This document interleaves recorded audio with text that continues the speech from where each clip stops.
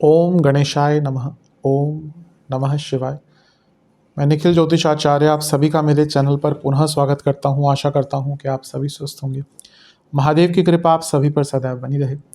ये वीडियो कन्या यानी कि वर्गों के लिए बहुत विशेष है, क्योंकि वीडियो है 1 से 7 सितंबर 2025 के साप्ताहिक राशिफल के बारे में। कैसा रहेगा आने वाला सप्ताह कन्या के लिए। जो मेरा साप्ताहिक राशिफल होता है वो प्रमुखतः चंद्रमा और उनकी गति पे आधारित होता है।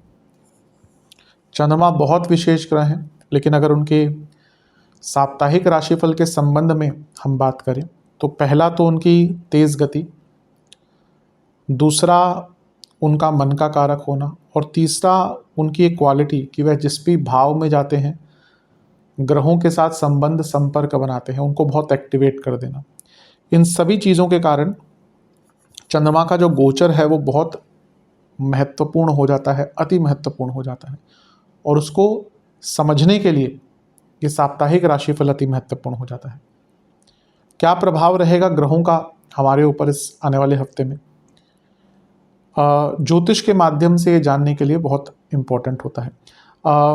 इस अंधकारमय जीवन में, जैसे मैं हर बार कहता हूँ, ज्योतिष एक मात्र विद्या है जो हमें थोड़ी गाइडेंस दे सकती है।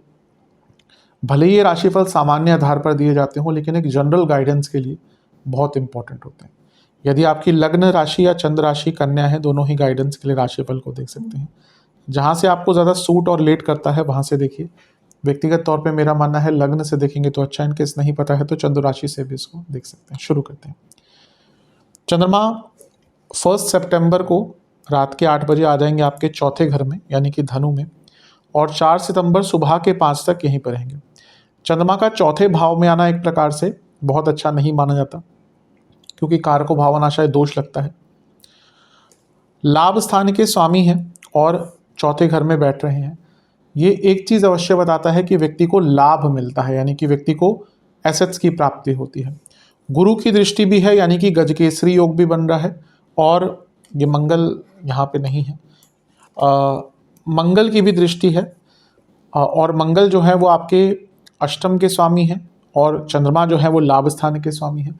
जब भी इन दोनों का कुछ मिलन होता है तो अचानक से धन की प्राप्ति हो सकती है। अगर आप प्रॉपर्टी खरीदने के बारे में बहुत टाइम से सोच रहे थे, कोई डील नहीं मिल पा रही थी, तो प्रॉपर्टी भी यहाँ पे आपको प्राप्त हो सकती है। गुरु क्योंकि खुद चौथे घर के स्वामी हैं और मंगल कारक हैं, ये अपने आप में प्रॉपर्टी की वृद्धि या प्रॉपर्टी संबंधित कार्यों में लाभ दिखाता है। लेकिन यही जो चंद्रमा है ये केमद्रुम योग में भी है, कारको भावनाशय दोष युक्त भी है। धनु राशि में तो एंग्जाइटी और व्यक्ति को बहुत कन्फ्यूजन रहती है, और ऊपर से केतु और शनि का प्रभाव, शनि के प्रभाव से विषदोष बनता है, जैसे मैं हर बार बताता हूँ। और इससे क्या होता है कि व्यक्ति कभी कभी उदासीन, इमोशनली वल्नरेबल, और केतु का प्रभाव भी यानी कि ग्लानि की भावना, पुरानी बातों पे ध्यान जाना, अपनों से मनमुटाव, और कहीं ना कहीं अपने ही आप को ना समझ पाना। तो जहाँ भौतिक दृष्टिकोण से हफ्ते का शुरुआती भाग अच्छा है, प्रॉपर्टी ले सकते हैं, धन की प्राप्ति हो सकती है, करियर में भी लाभ हो सकता है, लेकिन आंतरिक रूप से, परिवार के रूप से, इमोशनल लेवल पर बहुत अच्छा टाइम नहीं रहेगा। किसी पर इमोशनली डिपेंडेंट मत रहिएगा, उसका भी नेगेटिव इम्पैक्ट रहेगा। ये वो टाइम है जब इमोशनल लाइफ बाकी चीज़ों पर हावी रहेगी, यानी कि प्रभावित करेगी। इसलिए अपने इमोशंस पर कंट्रोल करना ही सबसे इम्पोर्टेंट होगा। नवांश कुंडली ग्रोथ का टाइम है, बट एक्सटर्नली नॉट इंटरनली। दशांश कुंडली कार्य क्षेत्र में कुछ अच्छा काम कर सकते हैं। बिजनेस में भी नया काम करने का मौका और अपनी गलतियों को सुधारने का अवसर। लव लाइफ, कनेक्शन और कम्युनिकेशन दोनों की ही कमी दिख रही है, दोनों पर ही काम कीजिए। वैवाहिक जीवन बदलाव बहुत आ रहा है दोनों के ही अंदर, इस बदलाव को समझने का प्रयास कीजिए। जहाँ तक स्टूडेंट्स की बात है, अपने ऊपर विश्वास बढ़ाना पड़ेगा, वरना दिक्कत आएगी। सेहत के दृष्टिकोण से कफ रोग, चेस्ट से संबंधित प्रॉब्लम, वाटर रिटेंशन, और जिनको डायबिटीज़ है, बीपी की प्रॉब्लम है, ध्यान दें। सर्वाष्टक में आपका 10वां घर बली है, जैसा अभी मैंने कहा। कार्य क्षेत्र में तो अच्छा ही टाइम प्रतीत होता है। 4 सितंबर सुबह के 5 बजे चंद्रमा आ जाएंगे आपके पंचम भाव में यानी कि मकर में, और 6 सितंबर सुबह के 11 तक यहीं पर रहेंगे। चंद्रमा का पंचम भाव में आना एक प्रकार से अच्छा ही माना जाता है, इसमें कोई दो राय नहीं है। और वो लाभ स्थान के स्वामी हैं और लक्ष्मी स्थान में बैठ रहे हैं, और लक्ष्मी के कारक से दृष्ट हैं। चंद्रमा का और शुक्र की युति या चंद्रमा शुक्र का समसप्तक, ये बहुत अच्छा माना जाता है। मतलब कि ये कई ज्योतिष के जो विद्वान हैं उन्होंने, या जो आचार्य रहे हैं, ऋषि मुनि रहे हैं, उन्होंने बहुत अच्छा इसको एक व्याख्या करी है। जैमिनी जी ने स्पेशली, मैं कई बार बताता हूँ, ये भौतिक सुखों के लिए भी अच्छा होता है, ये कलात्मक चीज़ों के लिए भी अच्छा होता है, आध्यात्मिक चीज़ों के लिए भी अच्छा होता है। तो शुक्र चंद्रमा की जोड़ी बहुत अच्छी होती है, समसप्तक हो या साथ में बैठे हो। लक्ष्मी कारक योग होता है ये, और खुद जैसे मैंने कहा शुक्र लक्ष्मी कारक के कारक हैं, चंद्रमा लाभ स्थान के स्वामी हैं और लक्ष्मी स्थान में बैठे हैं। तो धन प्राप्ति, क्रिएटिविटी, कलात्मक चीज़ों की वृद्धि के लिए बहुत अच्छा है। शुक्र चंद्रमा का समसप्तक में आना विवाह का योग भी बनाता है, अगर दोनों अच्छे स्थान में हो। अब अष्टम में बैठे हैं चंद्रमा तो नहीं कहूँगा, या शुक्र, लेकिन अगर पंचम 11वें में है, तो अगर आप विवाह संबंधित चीज़ों में आगे बढ़ना चाहते हैं तो उसके लिए भी बहुत अच्छा योग है। शुक्र अपने आप में धनेश है, लाभ स्थान में बैठे हैं और भाग्येश भी हैं, तो हफ्ते का मध्य भाग तो बहुत सुंदर दिख रहा है। केमद्रुम योग अभी भी रहेगा, इसमें कोई दो राय नहीं है, लेकिन हफ्ते का मध्य भाग सकारात्मकता, क्रिएटिविटी, पॉजिटिविटी, लाभ की प्राप्ति, कार्यों में पूर्णता, एक नया उत्साह लेकर आएगा। बस एक ही दिक्कत है कि गुरु से अष्टम में है तो शकट योग भी बनेगा, और शकट योग से क्या होता है, चीज़ें डिले होती हैं, और जब डिले होती हैं तो हम फ्रस्ट्रेट होते हैं।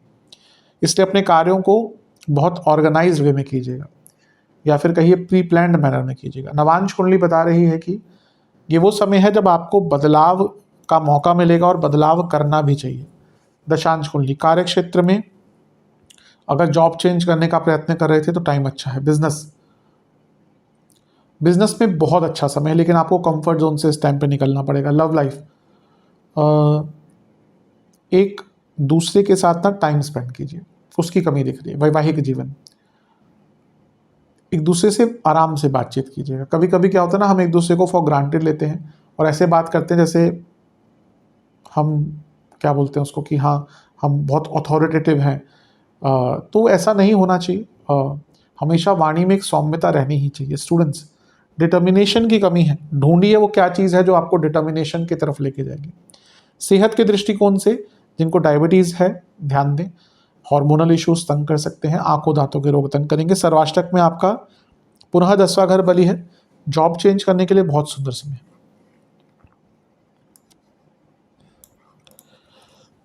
6 सितंबर सुबह के 11 बजे चंद्रमा आ जाएंगे आपके छठे घर में, यानी कि कुंभ में, और सप्ताह के अंत तक यहीं पड़ेंगे। चंद्रमा का छठे घर में आना मिश्रित ही माना जाता है। यहाँ पर ग्रहण दोष भी लगेगा और 7 तारीख को चंद्र ग्रहण भी लग रहा है, इसलिए अपने आप में सेंसिटिविटी बढ़ती है।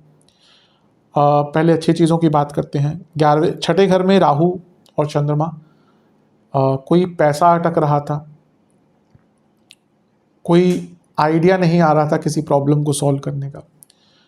11वें घर के स्वामी है छठे घर में, कोई लीगल केस से लाभ प्राप्ति, यानी कि लीगल केस को आगे बढ़ाना या लीगल प्रॉब्लम से निकलना, अपने दुश्मनों पर हावी रहना, इन सब के लिए अच्छा है।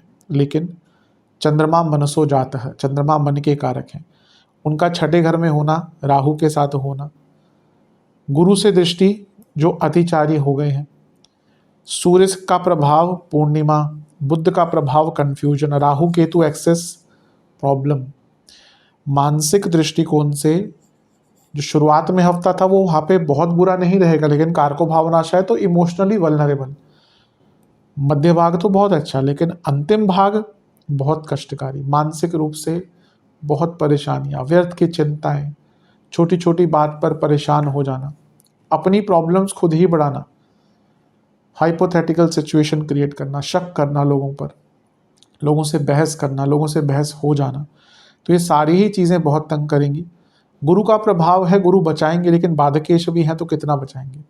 इसलिए हफ्ते का जो अंतिम भाग है ना, वो आपके लिए सबसे कष्टकारी रहेगा। मानसिक रूप से थोड़ी सेहत भी बिगड़ सकती है और इंजरी का भी थोड़ा योग है यहाँ पे, तो थोड़ा केयरफुल रहने की आवश्यकता है। अंतिम भाग में सरलतम समय व्यतीत कीजिएगा, वही अच्छा रहेगा। नवांश कुंडली बता रही है कि इंट्यूशन बहुत अच्छी रहेगी। दशांश कुंडली कार्य क्षेत्र में काम बहुत करना पड़ेगा, दुश्मनों से बच के रहिए। बिजनेस में बहुत खर्चा हो जाएगा, इसलिए कुछ नया तो मत कीजिएगा और लॉसेस बचाने की कोशिश कीजिए। हाँ, कुछ नया काम मिलने की संभावना अवश्य बन सकती है। लव लाइफ, ये टाइम अपने साथ बिताइएगा, मतलब कि अकेले, अगर कभी कभी अपने आप को ध्यान देना चाहिए, अपने आप पर समय देना चाहिए, वही टाइम है। वैवाहिक जीवन एक दूसरे से शेयर कीजिए, प्रॉब्लम्स हो, सिचुएशंस हो। स्टूडेंट्स, सब ठीक है, ऐसी कोई दिक्कत नहीं है, लेकिन मन की अशांति बहुत दिख रही है। तो अपने मन को अशांति से शांति की तरफ, ये जो हटाना है, इसमें किस तरह से आप आगे बढ़ सकते हैं, ये आपको सोचना पड़ेगा। मेडिटेशन है, ध्यान है, पूजा पाठ है, कुछ और चीज़ है। क्योंकि मन की अशांति जब रहती है तो हम कार्यों में अपने जो हमारी प्रोडक्टिविटी है वो अच्छी नहीं रह पाती। सेहत के दृष्टिकोण से पेट के रोग, एंजाइटी, इन्फेक्शंस, सर्वाष्टक अष्टम भाव बली है। मानसिक रूप से तो हफ्ते का अंतिम भाग, अष्टम, छठे घर में इतना कुछ हो रहा है, अष्टम भाव बली है। हफ्ते का अंतिम भाग बहुत कष्टकारी हो सकता है। उपाय के स्वरूप में गणेश जी को मिश्री और फलों का भोग लगाकर ओम गौरी पुत्राय नमः मंत्र का 21 बार जाप कीजिएगा। आशा करता हूँ कि वीडियो काम आएगी। चैनल पर नए हैं, सब्सक्राइब कीजिए, वीडियो को लाइक कीजिए। मिलता हूँ आप सभी से अगले वीडियो में, तब तक के लिए ओम नमः शिवाय।